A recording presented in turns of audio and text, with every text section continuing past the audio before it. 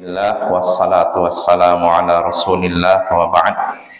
Ayolah ikhwah azzani wa azzakumullah. Kita lanjutkan pembacaan kitab Umdatul Ahkam min kalami khairil alam karya Syekh Imam Abdul Ghani Al-Maqdisi.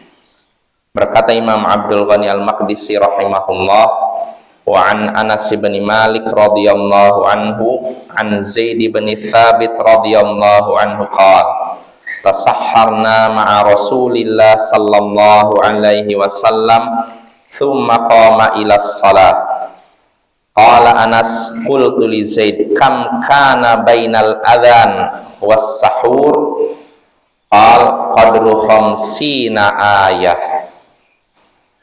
Dari Anas bin Malik, semoga Allah meridainya, dari Zaid bin Thabit, semoga Allah meridainya, ia berkata, kami pernah sahur bersama Rasulullah sallallahu alaihi wasallam, lalu beliau pun bangkit melaksanakan sholat.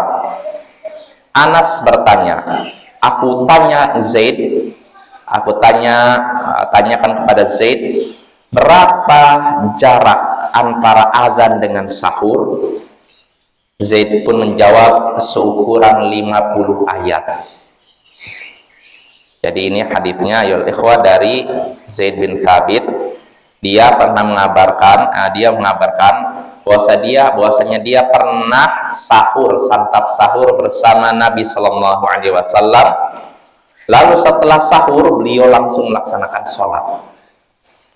Nah, Anas yang ketika itu mendengar kabar dari Zaid bertanya, berapa jarak antara azan dan sahur beliau? Jadi tadi beliau sahur langsung setelah itu sholat.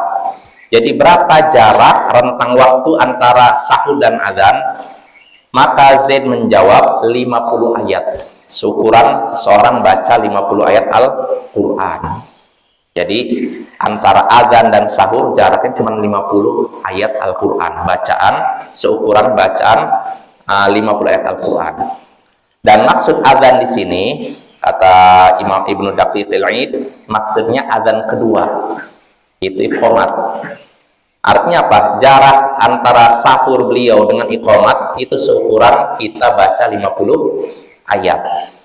Bacaan 50 ayat ini kata Al-Hafidhul Hajar bukan bacaan yang cepat dan bukan bacaan yang lambat, pertengahan. Berarti kalau kita ukur kurang lebih kalau kita baca 50 ayat dengan bacaan yang tidak terlalu cepat sama tidak terlalu lambat, kita 15 menit. Jarak antara beliau santap sahur lalu apa? Iqamat. Nah, ini menunjukkan bahwasannya beliau mengakhirkan sahur. Nah, ini makna hadisnya. Nah, dari hadis ini kita bisa mengambil beberapa pelajaran. Di antaranya pertama, anjuran atau diperbolehkan atau disyariatkan menghibur orang lain dengan mengajak makan bersama. Ya, contohnya di sini Rasulullah Sallallahu Alaihi Wasallam mengajak makan Zaid bin Thabit, ya, makan bersama. Itu faedah pertama. Lalu faedah kedua, disyariatkan dan dianjurkan mengundang orang lain untuk makan sahur bersama. Seperti di sini Rasulullah SAW mengundang Zaid bin Thabit makan sahur bersama. Jadi buka puasa bersama saja. Yang dianjurkan diantaranya apa? Sahur bersama. Itu faedah kedua. Faedah ketiga yang bisa kita petik dari hadis ini, bolehnya jalan atau keluar dari rumah di malam hari kalau memang ada kebutuhan. Contohnya di sini Zaid bin Thabit tentu saja punya rumah sendiri. Dia tidak tinggal satu rumah dengan Rasulullah SAW. Namun di sini disebutkan dia sahur bersama Rasulullah. Artinya dia keluar dari rumahnya kapan? Malam hari, di waktu sahur, dan itu diperbolehkan. Lalu faedah berikutnya yang bisa kita petik dari hadis ini juga, dianjurkan untuk mengakhirkan sahur. Ini merupakan sunnah Nabi.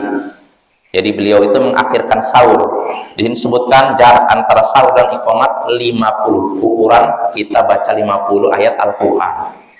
artinya dekat ya. Maka jangan sampai kita sahurnya malah di pertengahan malam. Ini tidak sesuai dengan sunnah Nabi Sallallahu Alaihi Wasallam.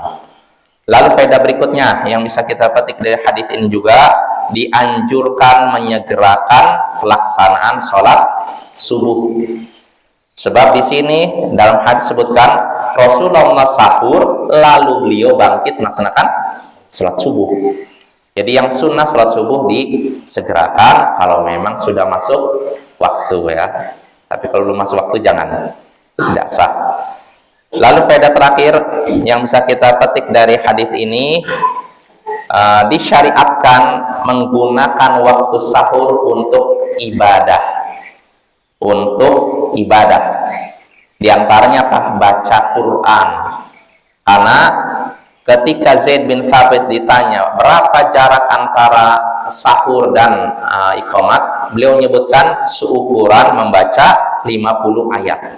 Artinya di sini terdapat isyarat bahwasanya para sahabat Nabi menggunakan waktu sahur untuk baca Al-Quran. Ya, maka Bapak gunakan waktu sahur untuk ibadah, untuk beramal soleh, untuk doa misalkan. Karena itu waktu sangat berharga, paling berharga di dunia. Wassallallahu ala nabiyyina Muhammadin wa ala alihi wa sahbihi ajma'in. Wa akhiru da'wana anil hamdulillahi rabbil alamin. Assalamualaikum warahmatullahi wabarakatuh.